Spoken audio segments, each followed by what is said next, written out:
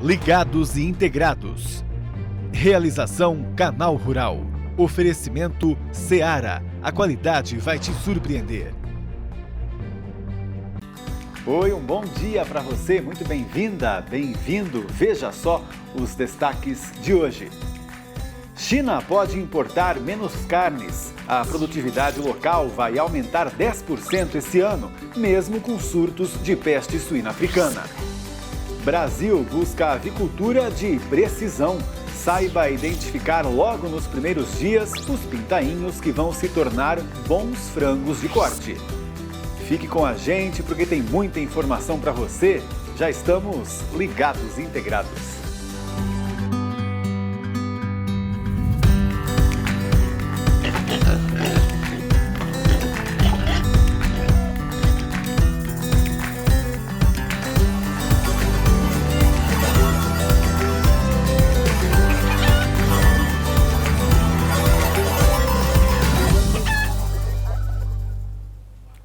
A China, a maior importadora de carnes do Brasil, deu alguns sinais de tendência de queda nas compras esse ano.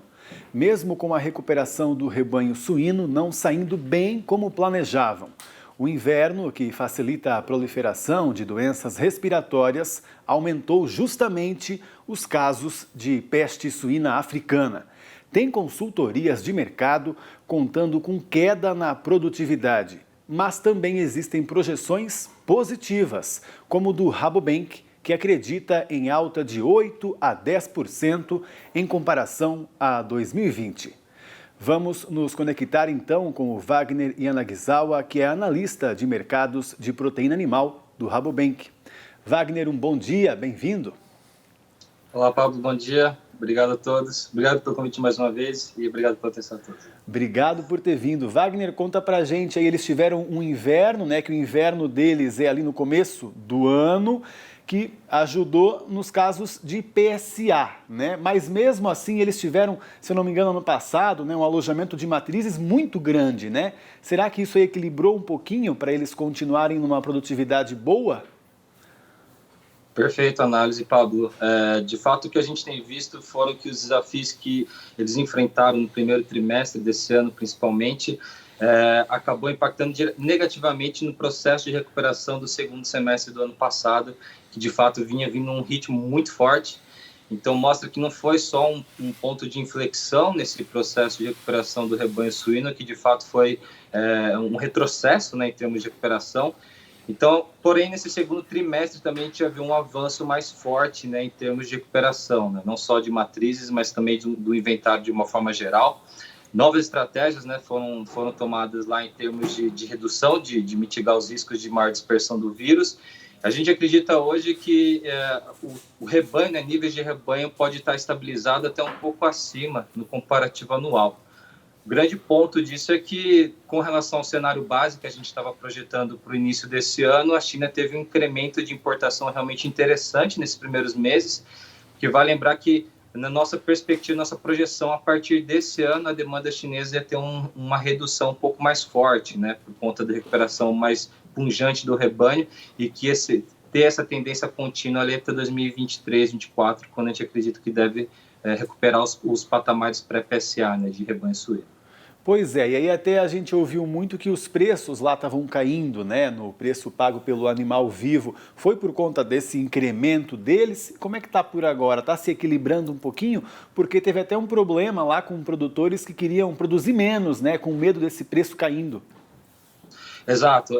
Na verdade, o fato dos estoques, né, os estoques do governo, isso é um ponto estratégico muito interessante. A gente viu que teve uma liquidação forte no começo do ano por conta do feriado do Ano Novo Chinês, que de fato é o período de maior consumo dentro do ano para proteína animal. Isso foi usado estrategicamente para melhorar a demanda. O grande ponto é que isso veio com os novos casos de coronavírus, né? Vale lembrar que ainda está ativo na China, isso tem impactado negativamente em termos de consumo, mas paralelo a isso a gente vê um incremento de produção, né? Então a gente vê reflexos já muito fortes em termos de preço, já estamos alcançando os patamares ali pré-PSA, né, de 2018 a 2019, perto de 22, 23 yuan por quilo.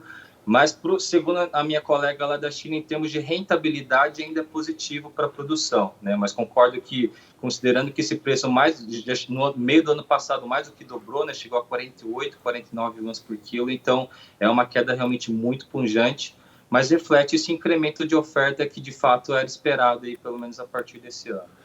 E a gente fica muito ligado nessa recuperação do rebanho deles, né, de suínos apenas, só que tem outro fator, né, Wagner? Eles também estão lá investindo no frango.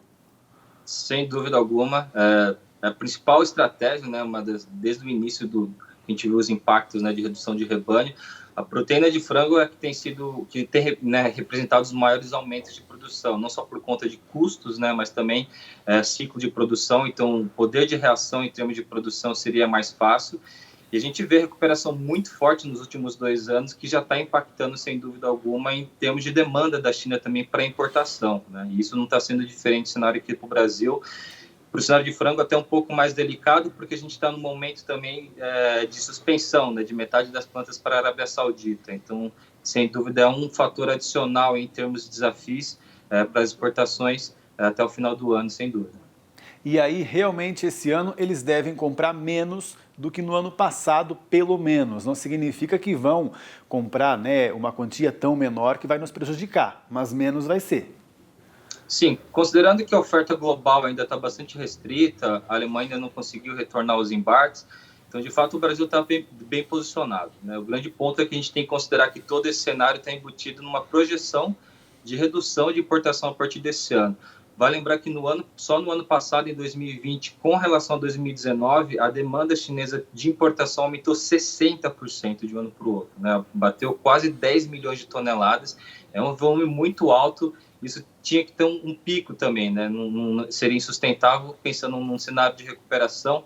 Só em termos comparativos, né, a China importou aí quase 10 milhões de toneladas no ano passado e a produção do Brasil é de 4 milhões, ou seja, 2,5 vezes maior do que a gente tem de produção total, né, considerando mercado interno e exportação. Então, realmente é um volume muito grande que mostra realmente o tamanho da demanda da população chinesa para essa proteína de suíno, né? Agora, Wagner, meu amigo, me perdoa se eu for muito longe agora nessa observação, mas aí a gente vendo que a China se recuperando bem, comprando menos, o Brasil investindo, Estados Unidos investindo também muito, né? Europa tentando também aí se recolocar como o forte, né, nesse setor, porque também perdeu um pouquinho por conta da peste. Será que a gente pode até final do ano ter preços aí para as carnes caindo mais um pouquinho? É um cenário bem complicado pensando em Brasil, principalmente por conta dos custos de produção, né? A gente vê que a questão da precificação não está diretamente ligada só em termos de demanda, mas a gente vê também que mesmo num cenário mais favorável em termos de recuperação de demanda até o final do ano, dificilmente a gente conseguiria pressionar muito os preços da carne suína e de frango, principalmente por conta do custo de alimentação, que realmente está muito elevado, né? Mesmo com a redução aí nas últimas semanas, as projeções, pelo menos até a próxima safra, é de demanda ainda aquecida. Então, dificilmente a gente deve ter grandes pressões de preço em termos de custo de produção. Sem dúvida, isso vai impactar aí mesmo no cenário de recuperação de demanda doméstica, né? Que é a mais pungente, sem dúvida alguma, em termos de produção. Infelizmente, para o consumidor final, a carne ainda vai continuar um pouco cara. E os patamares que a gente viu lá, vai lembrar, né, no começo de 2019, pelo menos para o mercado hoje, é claro que é um patamar já ultrapassado, né? Dificilmente a gente conseguiria retomar nesses níveis aqui, pelo menos para o mercado doméstico. Tá certo. Wagner, muito obrigado, viu, pelas suas informações aí, pela sua análise. Até uma próxima. Eu que agradeço o convite, obrigado a todos pela atenção e até uma próxima. Valeu, tchau, tchau. E você ainda está com aquela sensação, mesmo que pequena, de alívio, porque os custos de produção caíram nessa semana? Até falamos ontem aqui, né? Então, olha, aproveite esse momento mais um pouco. Agora vem conferir comigo o quanto a atual safrinha de milho do Brasil está comprometida. Olha só aqui na tela comigo os números. Primeiro, uma média nacional aí de acordo com a Agroconsult. O Brasil deve fechar, né, essa safrinha agora de milho com 74 sacas por hectare. É uma queda em relação à safra do ano passado de mais de 22%. Vamos pelas principais regiões agora do Brasil. Olha só a primeira tela aí, mostra pra gente o estado do Paraná. 58 sacas por hectare, uma queda de 31%. A próxima tela mostra para a gente Mato Grosso do Sul, 54 sacas e meia por hectare, uma queda ainda maior de 35%. E a última tela mostra o principal estado produtor aí, né, o Mato Grosso. Aí vai sofrer um pouquinho menos, uma queda de 14%, com quase 95 sacas por hectare. Somando as safras de verão e de inverno, a Agroconsult projeta uma colheita total de milho de 90 milhões e 200 mil toneladas. O volume deve ficar abaixo de 100 milhões de toneladas pela primeira vez desde 2017. Mas a consultoria também prevê diminuição nas exportações. 24 milhões e 200 mil toneladas. No ciclo anterior, foram 35 milhões de toneladas. E as importações, a gente vai comprar então aí, devem subir muito, dobrar, passados das 3 milhões de toneladas. E muito, né, desse fato aí se deve à secura que a gente está vivendo aqui no Brasil desde o final do ano passado. Vamos atualizar então as informações do tempo agora. A Kelly Ávila conta pra gente. Bom dia. Olá, bom dia para você, bom dia a todos. Fim de semana chegando. Lembra que eu falei que tem frente fria na próxima semana? Eu trouxe um mapa para a gente dar uma olhadinha sobre essa frente fria. Vai ser uma das mais frias que vão estar chegando aí nesta temporada, aí neste inverno. A gente vai ter frentes frias ao longo do inverno e essa é a primeira e a mais forte, por enquanto, que a gente está vendo aí nos mapas. Aí a gente avança aqui para dar uma olhadinha. Primeiro, onde é que a gente vai ter um pouquinho de chuva aí nesse fim de semana? Ainda no Rio Grande do Sul, na região sul do país, mas pega um pouco de Santa Catarina e oeste do Paraná. E continua na região norte, no extremo norte do país. Nas demais áreas o sol brilha, né? Mesmo com as temperaturas um pouco mais amenas, ainda bastante sol aparecendo aqui na região central, sudeste e também boa parte ali da Bahia. Aí a gente avança o mapa para dar uma olhadinha justamente, olha aí, para risco de geada na próxima semana. Olha ali na região sul do país. Nessa área mais clara aqui que pega, principalmente a área serrana ali dos 3 estados, tem previsão de geada. Olha aí, temperaturas abaixo até de 3 graus em alguns locais, nas áreas ali de serra. Mas olha só, nesta área aqui em lilás, um pouquinho mais clara, que pega boa parte do Rio Grande do Sul, Santa Catarina e do Paraná, temperaturas em torno de 3 graus. Tem risco também de geada. Então pode gear fora das áreas serranas, em áreas produtoras, em área de criação? Pode sim. Então atenção, próxima semana, risco de geada em toda a região sul do país. Tá? Então vamos ficar atento, como eu disse, aí uma frente fria bem forte chegando aí no dia 29, especial dia 29, e aí pode, como eu disse, provocar geada em outras áreas, não só nas áreas serranas. Aí a gente avança o mapa para dar uma olhadinha como é que vai ficar o próximo período, já entrando em julho, para ver como é que fica a chuva. A gente continua com um pouco de chuva mais na costa leste da região sul do país e ainda lá no extremo norte do país. Nas outras áreas, pancadas de chuva mais espaçadas, principalmente na região centro-oeste e sudeste. Tem chuva? Tem, mas não é uma chuva regular. Chove em algumas áreas e outras nem tanto. Fique ligado aí na previsão do tempo. A semana que vem eu trago aí mais atualizações aí sobre esse frio que chega no dia 29 na região sul e em parte da região sudeste também. Bom final de semana, a gente se vê. Tchau, tchau. Tchau, até amanhã. Combinado então, Kelly. Até mais. E como a gente pode identificar aí que um pintinho vai se tornar um bom frango de corte, hein? Com todas as qualidades que a avicultura industrial precisa. Nós vamos saber já já. Antes, tem um amigo nosso aí querendo falar com você, hein? Conta aí. Olá pessoal, meu nome é Wesley, estamos na granja do integrado Wilson de Aguiar, da integração Seara, Uberaba, Minas Gerais. O agro não para. Ligados integrados, volta já.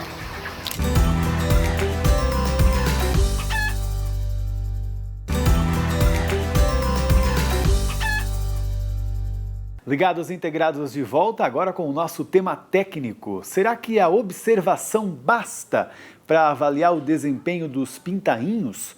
Quais são os critérios para definir a qualidade de um animal para a avicultura industrial. Existem alguns pontos para orientar aí avicultores, veterinários e outros profissionais envolvidos na cadeia de produção. Essa análise já começa no ovo. Olha só, e a temperatura é que diz muito sobre, então, o futuro desse pintainho que está ali dentro, hein? A temperatura da incubação praticamente define a evolução do animal, interfere na produção de hormônios, por exemplo, e na formação do embrião, que costumam resistir bem a temperaturas mais frias, mas frio intenso pode até atrofiar o crescimento, então, cuidado. Já a temperatura alta é pior. Geralmente faz o feto crescer rápido, o que provoca no ovo, inclusive, aquelas rachaduras. Agora, uma próxima tela mostra pra gente aí quando o pintainho já eclodiu. Aí, outras observações, bem mais. Geralmente começa na cor. Tem uma cor, né, padrão?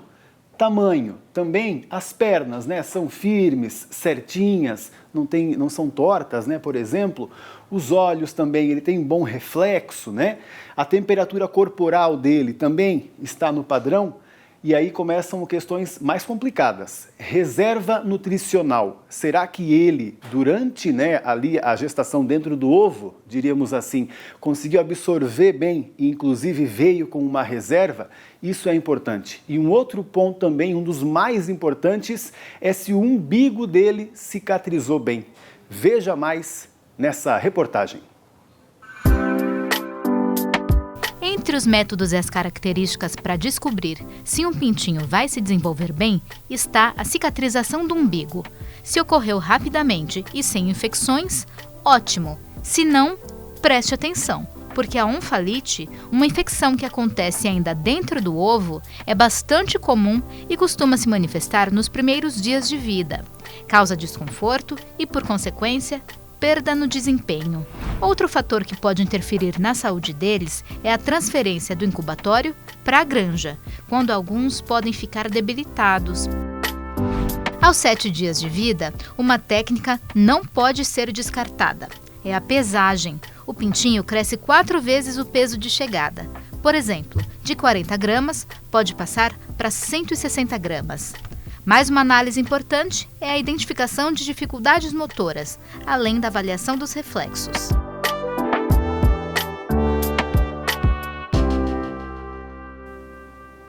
Você tem dúvidas aí de como fazer essa análise? Pode deixar aqui o seu comentário, a sua pergunta no nosso YouTube do Canal Rural e também do Ligados Integrados, que eu vou estar de olho aqui para passar para o nosso especialista. Vamos receber ele então na nossa sala de estar, ou melhor, a nossa sala de bem-estar animal, como a gente fala, é o médico veterinário especialista em incubatório, o Guilherme Silent. Guilherme, um bom dia, bem-vindo. Bom dia, Pablo, tudo bem? Uma satisfação estar aqui com vocês novamente. Legal que você veio. Guilherme, tem uma série, né, de pontos a se observar num pintainho, né? Eu nem sabia que eram tantos, para saber se ele é um bom frango realmente, né? E quando a gente falha numa dessas aí, por exemplo, como a cicatrização do umbigo, hein? Eu posso ter problemas com esse animal no futuro?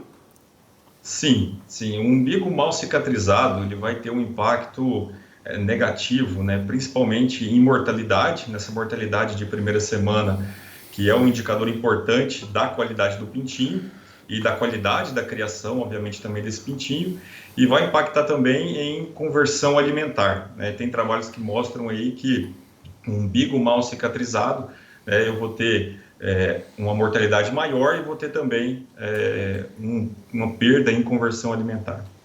E o trabalho não para aí nessa observação, né? Quando ele já passou ali de uma semana, né? Tem mais que eu devo ficar de olho? Sei que temperatura sempre, né? Temperatura sempre. É importante lembrar que desde que o pintinho nasce, desde que ele eclode, lá ainda no nascedouro, no incubatório, no processamento, no transporte para a granja e nos primeiros dias, esse pintinho deve manter uma temperatura aí não mais do que 40,6 graus Celsius, né? Então, se eu tenho temperaturas elevadas durante esse processo, isso vai provocar um estresse na ave e vai ser um gatilho, eventualmente, para uma mortalidade, uma manifestação de alguma infecção que vai prejudicar o resultado, sem dúvida. Mas eu tenho vários outros aspectos para olhar também, conforme você comentou.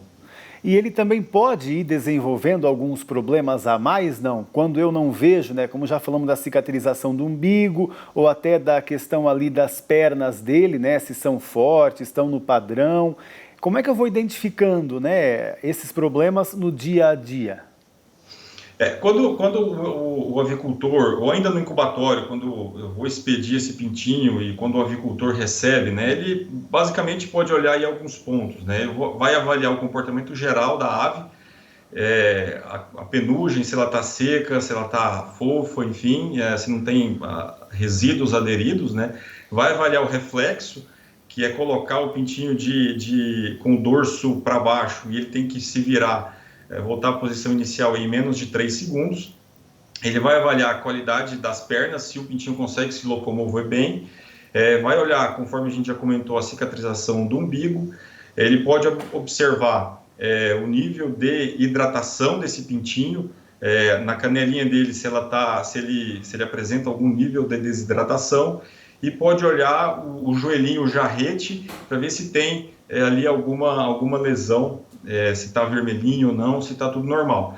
Em observando que está tudo bem, muito provavelmente ali ao longo daquela primeira semana eu não vou ver grandes problemas na sequência. Mas obviamente se eu vejo já que há um início de algum problema locomotor, algum problema de perna, ou eventualmente, que nem nós comentamos, já um problema de cicatrização de umbigo, eu vou visualizar já ali na primeira semana e eventualmente posso observar na segunda, dependendo do caso, mas se concentra mais principalmente na primeira semana. Muito interessante isso, eu achei muito legal que você disse sobre a hidratação, né? Realmente a gente consegue ver, na pele do animal mesmo, nas pernas ali, quando está faltando um pouquinho de água para ele?